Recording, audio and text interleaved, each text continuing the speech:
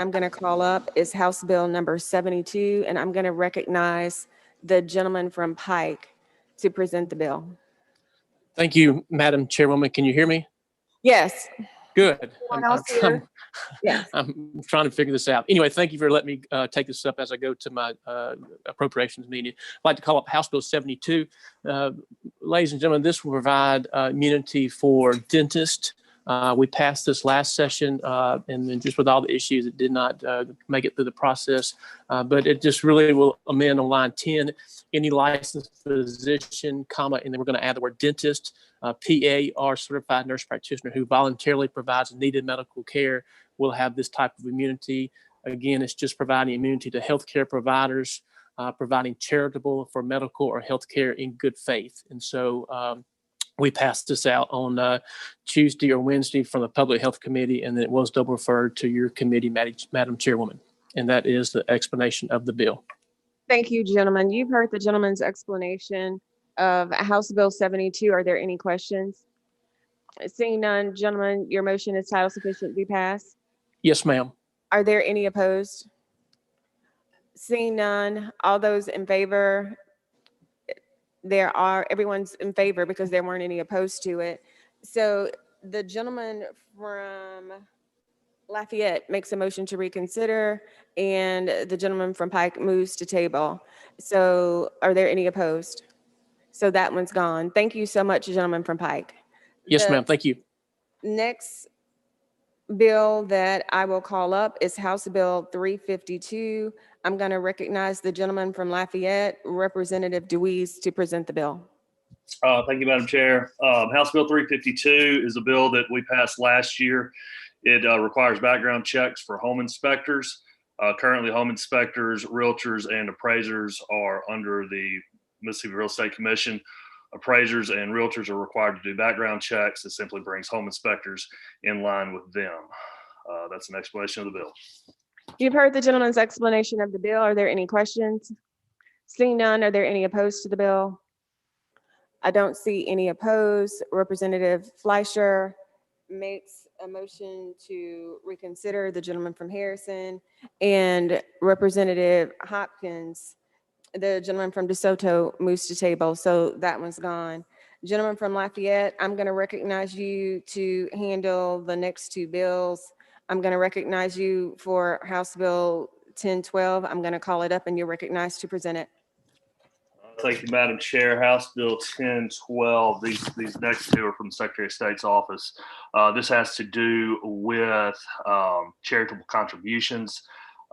We are removing the terms. Let me find this. Where is it? Previous donors from the list. We've had religious organizations that are exempt from these charitable contributions, and this is removing some language to help them out and define what a charitable contribution is. And also in the Charities Act, it brings in-state charities in line with notice with out-of-state.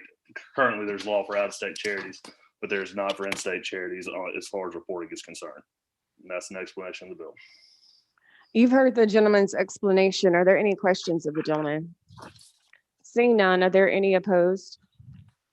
Seeing that there is no opposition to House Bill 1012, is there the bill passes? All those are in favor. Seeing that there is no opposition, the Representative McKnight, the gentleman from Harrison, moves to reconsider, and the gentleman from Lee moves to table.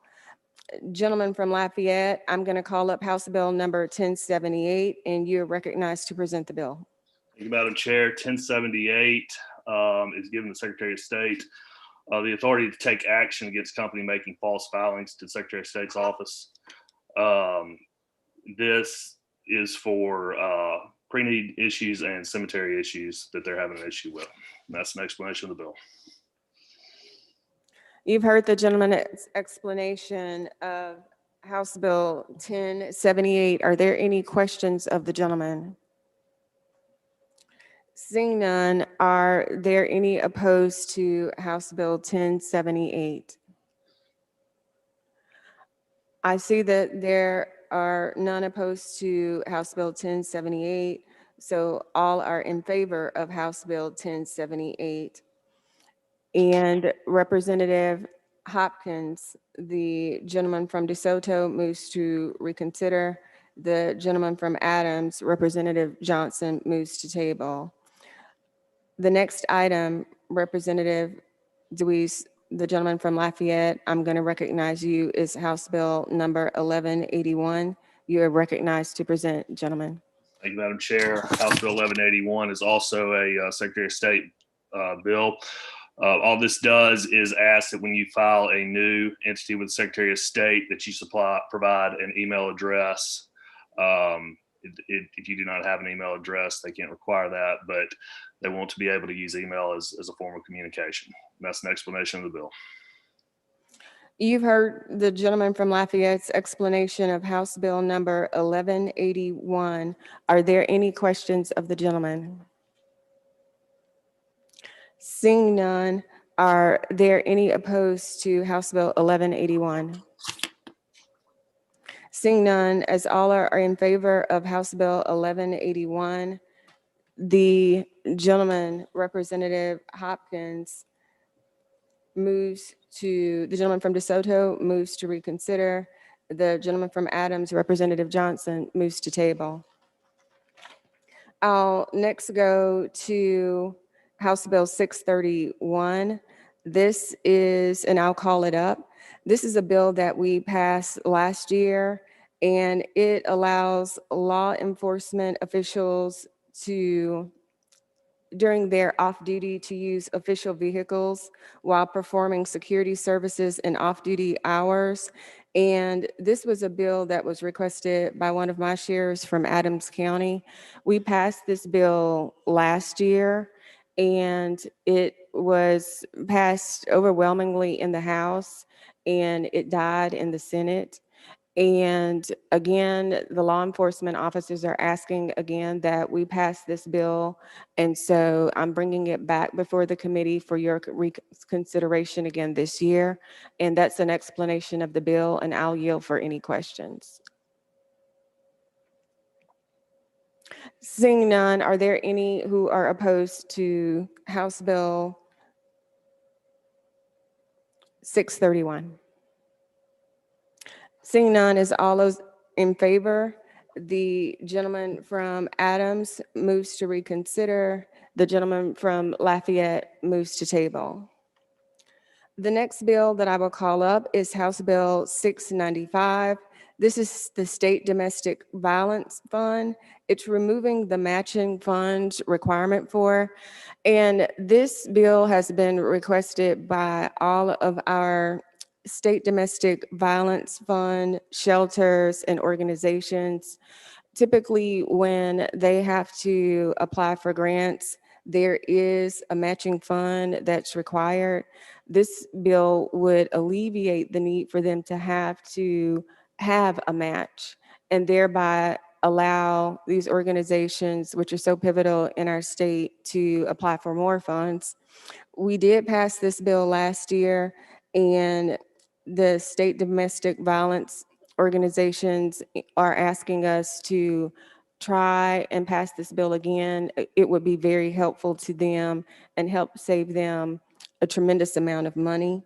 That's an explanation of House Bill 695, and I'll yield for any questions. Seeing none, are there any opposed to House Bill 695? All are in favor of House Bill 695. The gentleman from Lafayette moves to reconsider. The gentleman from Harrison moves to table. So that one is gone.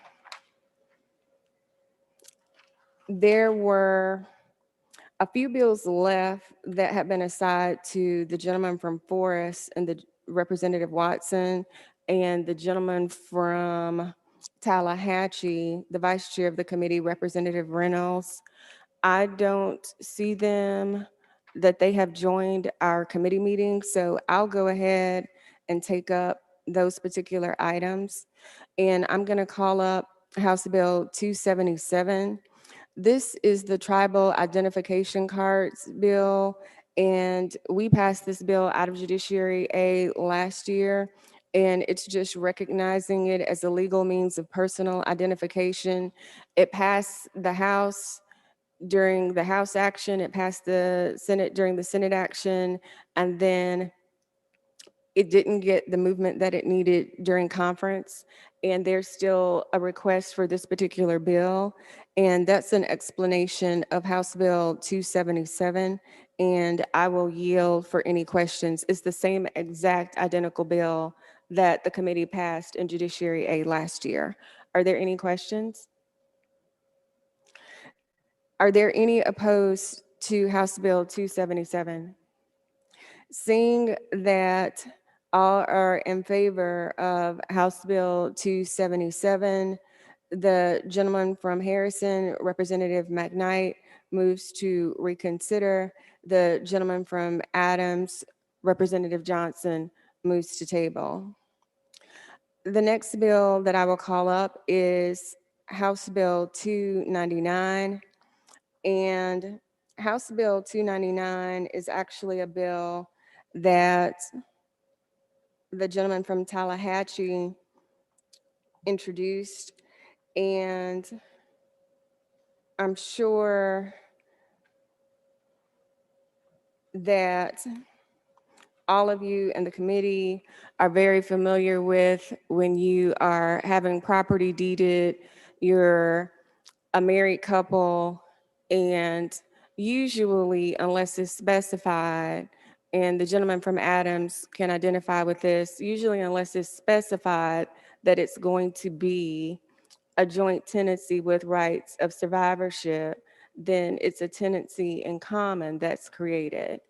And with the gentleman's bill, it would create a presumption that it would be a joint tenancy that would be created for a property interest and with a right of survivorship. And so that's an explanation, quite simply, of House Bill 299, and I will yield for any questions. Seeing none, are there any opposed to House Bill 299? As all are in favor of House Bill 299, the gentleman from Forest moves that we reconsider, and the gentleman from Lafayette moves to table. I'm going to recognize the gentleman from Forest to present House Bill 746. I'm going to call it up. The gentleman from Forest, you're recognized.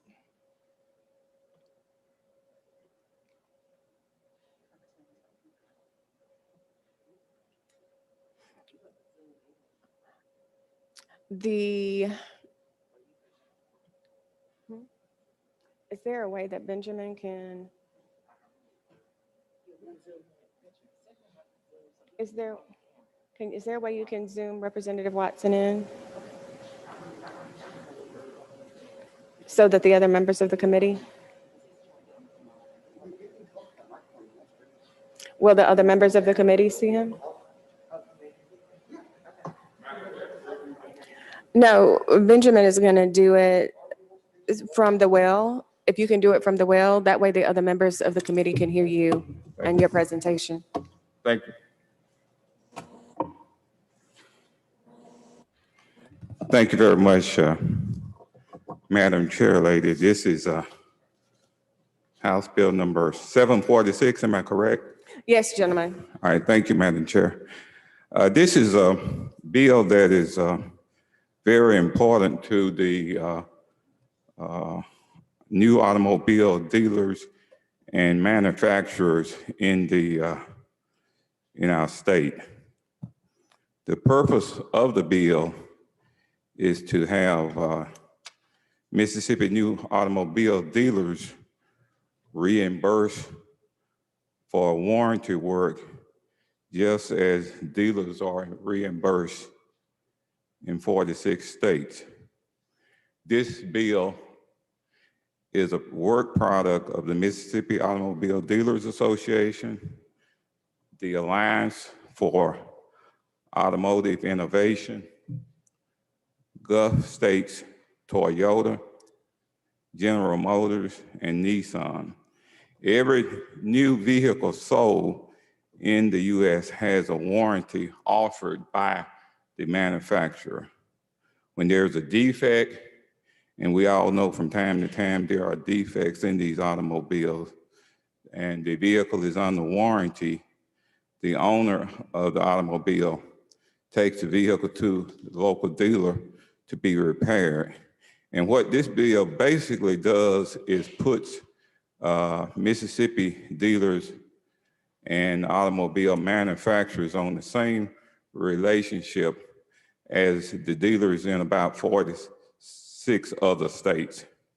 As you go through the bill, you'll find out the procedures to follow for the calculation and a calculation formula, language for the manufacturers to review the submission, exclusion from the calculation that are not warranty, like repairs, and it does provide an appeals process to the Mississippi Motor Vehicle Commission.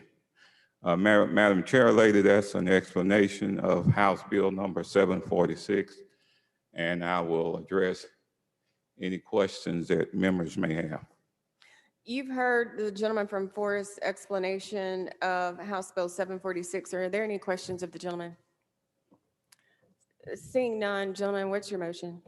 Move title sufficient, do pass, Madam Chair, Lady. You've heard the gentleman's motion, title sufficient, do pass. Are there any opposed to the gentleman's motion?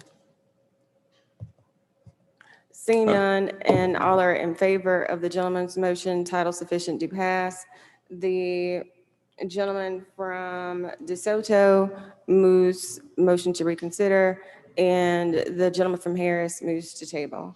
The next bill that I will call up is the House Bill 932, Child Support Withholding Orders. This House Bill 932 is just simply revising the provisions to comply with the Federal Consumer Credit Protection Act with respect to lump sum payments. All this bill is simply doing is making sure that lump sum requirements are complying with the federal guidelines and reviews. And also it's an attempt to make sure that there isn't any overreaching. And that's an explanation of this particular bill. I'll yield for any questions from members of the committee. Seeing none, the motion is going to be title sufficient, do pass. Are there any opposed to the motion? All are in favor of the motion, title sufficient, do pass. The gentleman from Lafayette moves to reconsider. The gentleman from Adams moves to table. We have one more, which is House Bill 933. This is child support payments, suspend obligations to pay when the person to pay is incarcerated. I'm going to call up House Bill 933.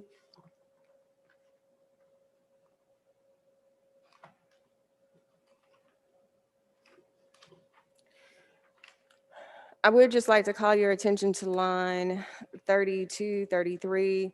And the suspension is going to mean that the child support obligation is being administratively set to 0. And the obligation will resume the first day after the month following the expiration of 60 days after the date the non-custodial parent is released from incarceration. And the child support obligations are going to be suspended by operation of law for any period exceeding 180 consecutive days in which the person is ordered to pay support. And that's essentially an explanation of this particular bill. Are there any questions from members of the committee regarding House Bill 933? The motion is title sufficient, do pass on House Bill 933. Are there any opposed? Seeing that all are in favor of the motion, title sufficient, do pass, the gentleman from DeSoto moves to reconsider, and the gentleman from Lafayette moves to table. So just to recapitulate, committee members, We skipped House Bill number 688, which is going to be the intestate succession. And on page number 2 of your agenda, House Bill 1006, the Senate is going to take that bill up, so we're not going to address that bill.